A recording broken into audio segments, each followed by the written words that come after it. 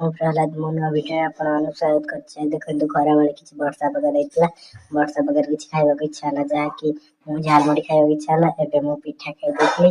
ବୋଉ ଆଣିକି ଦେଇଥିଲା ପିଠା ଖାଇ ଦେଇଥିଲି। ପିଠା ଖାଇକି ମୋ ବାଦାମ ସବୁ ଛଡ଼େଇ ଦେଇଥିଲି। ବାଦାମ ଛଡ଼େଇ ଦେଇକି ଗଲି ହାରି ଦୋକାନକୁ।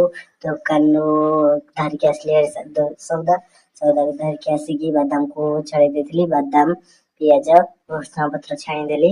ଛାଣି ଦେଇକି ଏଠି ମୁଢ଼ି ରଖିଦେଇଛି। ମୁଢ଼ିରେ ଆଗେ ପିଆଜ ପକେଇଦେଲି। ପିଆଜ ପକେଇ ଦେଇକି ତାକୁ ମିଶେଇଦେଲି।